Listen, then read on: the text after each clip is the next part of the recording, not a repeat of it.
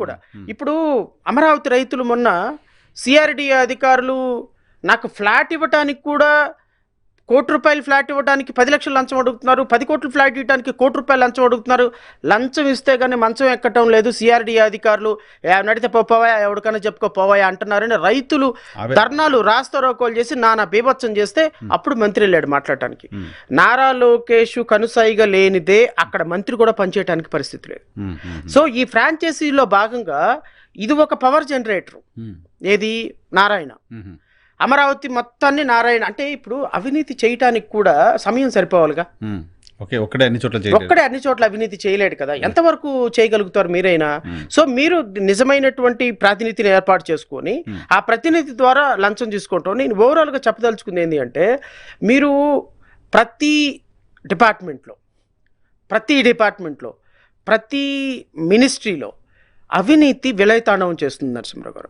ఈ అవినీతిని అరికట్టాల్సినటువంటి మంత్రులు, ఉప ముఖ్యమంత్రులు, ముఖ్యమంత్రి దీంట్లో భాగస్వామ్యం అయ్యారు. ఇలా జరిగిన తర్వాత రాష్ట్రానికి 3 లక్షల కోట్ల రూపాయలు అప్పవ్వక వస్తున్న ఇన్కంలో నుంచి సంక్షేమ పథకాలు అమలు చేస్తున్నామా? Very good. వస్తున్న ఇన్కమ్ సంక్షేమ పథకాలకు సరిపోతుంది. మరి 3 లక్షల కోట్ల రూపాయలు దేనికి వాడారు అని సమాధానం చెప్తే ఎవరి దగ్గర సమాధానం లేదు. ఎందుకు లేదు? గత ప్రభుత్వం ఈ స్థాయిలో అవినీతికి పాల్పడింది అనేది కదా గత ప్రభుత్వం పైన విమర్శ చేసింది అని. ప్రభుత్వాలు ఎవరైనా అవినీతి చేయకుండా నేను స్వచ్ఛంగా పరిపాలిస్తారంటే జనాలు కూడా నమ్మే పరిస్థితులు లేదు శ్రవణ్ గారు. నేను కాదనటంలా, మీరు అన్న ప్రశ్న కూడా అవినీతికి యాక్సెప్టెన్సీ వచ్చింది పబ్లిక్లో. ఐఎమ్ సారీ టు సే, అవినీతికి యాక్సెప్టెన్సీ వచ్చేసింది పబ్లిక్ లో కొంతవరకు. సో అవినీతికి యాక్సెప్టెన్సీ వచ్చేసింది అని చెప్పి ఎవరు తినట్లేదు? అంతకుముందు జగన్ తినలేదా? అంతకుముందు చంద్రబాబు తినలేదా? ఇప్పుడు తినట్లేదు. తింటారు అధికారంలోకి వచ్చినప్పుడు. ఏంటి తప్పు అనే పరిస్థితికి వచ్చేసారు. మరి అవినీతి జగన్ చేశాడు, మరి అవినీతిని అరికట్టాలి, జైల్లో వేస్తారని చెప్పి కదా మీరు అధికారంలోకి వచ్చింది. మరి మీరు చెప్పిన అధికారం, మీరు చెప్పినటువంటి మాట నిలబెట్టుకోవాలి కదా. 3,500 కోట్లు అవినీతి తేల్చారుగా లిక్కర్ స్కామ్ లో. చాలా ఉన్నాయి లిక్కర్లో. మరి ఏంటి జగన్ అరెస్ట్ చేయలేదు? తెలియదు, ఎందుకు చేయలేదు మీరే చెప్పాలి. నాకు తెలీదు. ఇప్పుడు నిజంగా అవినీతి చేశాడు జగన్ అని అనుకున్నప్పుడు then why he was not even arrested now? ఎందుకు? నిజంగా అవినీతి జరిగితే 3,500 కోట్ల రూపాయల్లో ఎంత అమౌంట్ రికవరీ చేశారు? చట్టం తన పని తాను చేసుకుపోతుంది, టైం పడుతుంది కదా. కొంతమంది అరెస్ట్ చేశారు, తాను చేసుకుపోతుంది కాదనట్టంలా. ఇప్పుడు పవన్ కళ్యాణ్ గారు చెప్పిన మాటలు కానీ, చంద్రబాబు నాయుడు గారు చెప్పిన మాటలు కానీ, నారా లోకేష్ చెప్పిన మాటలు కానీ, వీళ్ళ ముగ్గురు కూడా మేనిఫెస్టోలో చెప్పినటువంటి 143 హామీలు. అవినీతి లేని రాజ్యాన్ని సృష్టిస్తాం, అవినీతిని అంతమొందిస్తాం, అవినీతి చేసిన మంత్రులని, ఎమ్మెల్యేలని, ప్రజాప్రతినిధుల్ని రోడ్డు మీద బట్టలు ఓడదీసి నిలబెడతాం, ఈ రాష్ట్రంలో కొత్త సంపదను సృష్టిస్తాం, సంపదను సృష్టించి ఇంతకంటే ఎక్కువ సంక్షేమ పథకాలు ప్రజలకు అందిస్తాం, రాష్ట్రంలో పెట్టుబడుల వరదను ప్రవహించేటట్టు చేస్తాం, రాష్ట్రంలో ఉపాధి కల్పన చేస్తాం, రాష్ట్రంలో అసలు రాష్ట్రం సస్యశ్యామలం అయ్యేటట్టు ఆంధ్రప్రదేశ్ రాష్ట్రాన్ని భారతదేశంలోనే అత్యున్నతంగా నిలబెడతామని చెప్పారు మాటలు కదా. అవన్నీ ఉత్త మాటలా? అవన్నీ అబద్ధాలా? అవన్నీ కేవలం ఓట్ల కోసం చెప్పిన మాటలా? అవన్నీ గత ప్రభుత్వం మీద బురద జల్లేటువంటి కార్యక్రమాలా? మీరు చెప్పిన పనికి చేసే పనికి కంపారిజన్ లేనప్పుడు ప్రజలు మిమ్మల్ని నెక్స్ట్ ఎందుకు అప్రిషియేట్ చేసి మళ్ళీ ఎన్నుకోవాలంటున్నాను నేను. ప్రజలకు మీరు ఇచ్చినటువంటి మాట తప్పితే మీరు ప్రజలకి మోసం చేసినట్టు కదా. ఇప్పుడు మీరు ఒక మాట అన్నారు, చాలా చాలా బాధాకరమైనటువంటి మాట, ఖండించాల్సిన మాట. అవినీతికి రాష్ట్ర ప్రజలు ఆమోద ముద్ర వేశారు శ్రవణ్ గారు. అవినీతి చేయడానికి ప్రజలు అంగీకరిస్తున్నారు. రాజకీయ పార్టీల్లో ఎవరు కరెక్ట్గా ఉన్నారు అని ప్రజలు అనుకుంటున్నారు అనేది ప్రజలు ఎప్పటికీ అనుకోరు నరసింహరావు గారు. I'm very sorry. లేదు, నేను ఆ విషయంలో యాక్సెప్ట్ చేయను. ఎందుకు చేయను అంటే మీతో నేను విభేదిస్తాను, 100% విభేదిస్తాను. ఎందుకు విభేదిస్తాను అంటే నిజంగానే అవినీతి చేశారు గత ప్రభుత్వంలో నాయకులు అని చెప్పారు కాబట్టి 11 సీట్లకు పరిమితం చేశారు. ప్రజలు అంత తెలివి తక్కువ అనుకో. కాకపోతే ప్రజలకు ఉన్నది ఒక బ్యాడ్ ఏంది అంటే షార్ట్ మెమరీ. వాళ్ళు ఒక ప్రభుత్వాన్ని 5 సంవత్సరాలకి మించి ఎక్కువ గుర్తుపెట్టుకోలేరు. 2014 నుంచి 19 వరకు చంద్రబాబు నాయుడు చేసిన దుర్మార్గాల్ని ప్రజలు గుర్తుపెట్టుకోవాలా? 2019 నుంచి 24 చేసినటువంటి జగన్మోహన్ రెడ్డి చేసినటువంటి స్కామ్స్ కావచ్చు, ప్రజలకు అన్యాయం చేసినటువంటి విధానం పట్ల 11 సీట్లకు పరిమితం చేశారంటే ప్రజలు ఎంత 3 లక్షల కోట్ల రూపాయలు డైరెక్ట్ బెనిఫిట్ స్కీమ్ ద్వారా ట్రాన్స్ఫర్ చేసినటువంటి మొట్టమొదటి ముఖ్యమంత్రి భారతదేశంలో.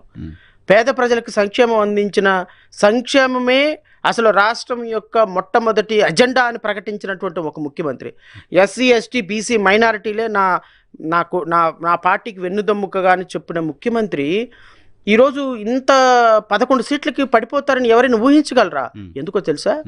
అవినీతి లేని రాజకీయాలను చేస్తాము అని ఈ ముగ్గురు దుర్మార్గులు చెప్పిన కారణంగానే ప్రజలు అంతగా నమ్మారు. లేకపోతే ప్రజలు నిజంగానే అవినీతికి అలవాటు పడిపోయి ఉన్నట్టయితే వీళ్ళకి 11 సీట్లు ఇచ్చి వీళ్ళకి 164 సీట్లు ఇచ్చేవాళ్ళు కాదు. నరసింహరావు గారు, ఒక్క విషయం చెప్పమనండి, మేము అవినీతి చేస్తాము ఇదే విధంగానే ఒక్క విషయం చెప్పమనండి, 2029లో వీళ్ళ బతుకులు ఏమైపోతాయో చూస్తాను. నేను అనేది ఏంటి అంటే ప్రజల యొక్క వీక్నెస్ని, ప్రజల యొక్క నమ్మకాన్ని, ప్రజల యొక్క ఆశల్ని, ప్రజలు మీ మీద పెట్టుకున్న నమ్మకాలని ఈరోజు తొంగలో తొక్కి ఎంత సంపాదించాము అంటే నారా లోకేష్ ఇంకొక 1000 సంవత్సరాలకు సరిపడా సంపదను సృష్టించేసేసి పవన్ అంటే లంచాల ద్వారా వాళ్ళ పార్టీకి ఎంత అంటే నెక్స్ట్ ఎలక్షన్లో 10,000కి 20,000కైనా సరే ఒక ఓటు 20,000కైనా 10,000కైనా కొనుక్కోగలిగిన స్థాయికి సంపాదించినటువంటి సంపద రాష్ట్ర ప్రభుత్వం సంపాదించేసుకుంటుంది. ఎందుకు చెప్పినా 29లో వస్తామరో నమ్మకం లేదు. ఒకవేళ రాలేకపోతే ఇక ఈ రాజకీయాల్లో మనం ఉండలేం. మళ్ళా జగన్మోహన్ రెడ్డి గారి అధికారంలోకి వచ్చాడా, ఇక ఈ రాష్ట్రంలో తెలుగుదేశం పార్టీకి సంబంధించిన జెండా పట్టుకోవటానికి కూడా పసుపు చొక్కా వేసుకోవటానికి కాదు కదా, కూరలో పసుపు వేసుకోవటానికి ఆ పసుపును పట్టుకోవాలన్నా గజ వణికిపోయే స్థితికి తీసుకొస్తాడు జగన్మోహన్ రెడ్డి గారు. అంత భయపెడుతున్న జగన్మోహన్ రెడ్డికి ఎందుకు ఓట్లేస్తారు జనాలు? ఎవరు వేస్తారు? ఎందుకు? అంతకంటే దారుణంగా మీరు ఇప్పుడు భయపెడుతున్నారు కాబట్టి. అంతకంటే దారుణంగా మీరు ఇప్పుడు ఈరోజు ఆ వైఎస్ఆర్సీపీ నాయకుల్ని భయభ్రాంతులకు గురి చేసి పల్లెటూరులో ఊళ్ళు ఖాళీ చేపిస్తున్నారు కాబట్టి. అంతకంటే భయంకరంగా మీరు రెడ్ బుక్ అమలుపరిచి 97 పేజీలు ఇంకా రిమైనింగ్ ఉన్నాయి, 3 పేజీలు అయితేనే మీరు ఈ విధంగా చేస్తారా, ఇంకా 97 పేజీలు ఉన్నారని భయపెడుతున్నారు కాబట్టి. చరిత్రలో ఎప్పుడు లేని విధంగా ఐపీఎస్ ఆఫీసర్ని, ఐఏఎస్ ఆఫీసర్లని మొత్తానికి జైల్లో వేసి ఒక్కొక్కరిని 2 సంవత్సరాల పాటు జైల్లోనే మగ్గేటట్టు చేస్తున్నారు కాబట్టి. వ్యవస్థలన్నీ మీ గుప్పెట్లో పెట్టుకున్నారు కాబట్టి. 60,000 ఎకరాల ప్రభుత్వ భూమిని దారాదత్తం చేశారు నరసింహరావు గారు. తరుచుకుంటే కడుపు తరుక్కుపోతుంది. 60,000 ఎకరాలు. దీనికి ఈ దుర్మార్గుడు పవన్ కళ్యాణ్ కూడా one of the witness. Is the vice chairman SIPP కమిటీకి. చంద్రబాబు నాయుడు అధ్యక్షతన నారా లోకేష్, చంద్రబాబు నాయుడు అధ్యక్షతన పవన్ కళ్యాణ్ 60,000 ఎకరాల ప్రభుత్వ భూమిని మీ ఇష్టం వచ్చినట్టు పప్పు బెల్లాలాగా అమ్మేసుకుంటా పోతుంటే, ఒక్క పరిశ్రమ పెట్టకపోతుంటే, నీకు ఎవడో ఎలక్షన్కి మచిలీపట్నంలో నీకు నీ జనసేన పార్టీ మీటింగ్కి సహకరించి ఒక 10 కోట్లు ఖర్చు పెట్టాడని వాడికి ఒక 50 ఎకరాలు రాసి ఇచ్చేస్తావా? విశాఖపట్నంలో ఎవడో నీకు ఒక 20 కోట్ల రూపాయలు ఖర్చు పెట్టాడని వాడికి ఒక 100 ఎకరాలు రాసి ఇచ్చేస్తావా? ప్రభుత్వ ఆస్తి కదా. అడిగేది ఎవడు? ఇప్పుడు మీరే అన్నారు కదా, ప్రభుత్వాలు తప్పు చేయకపోతే ఎవరు చేస్తారు అని. ప్రభుత్వాలు తప్పు చేసి ప్రభుత్వ భూములను తాకట్టు పెట్టుకొని నేను అధికారికంగా ఆధారాలతోటి, అధికారికంగా జీవోలతోటి నేను బయట పెట్టగలుగుతా. 60,000 ఎకరాల ప్రభుత్వ భూమిని 1,00,000కి 1,50,000కి అమ్మి పడేశారు. అమ్మేశారు. లీజ్ కాదు ఇది. నో హక్కు లేకుండా చేశారు. భవిష్యత్తులో కూడా ప్రభుత్వానికి హక్కు లేకుండా చేశారు. హక్కు లేకుండా చేసుకున్నారు. That's what my craving.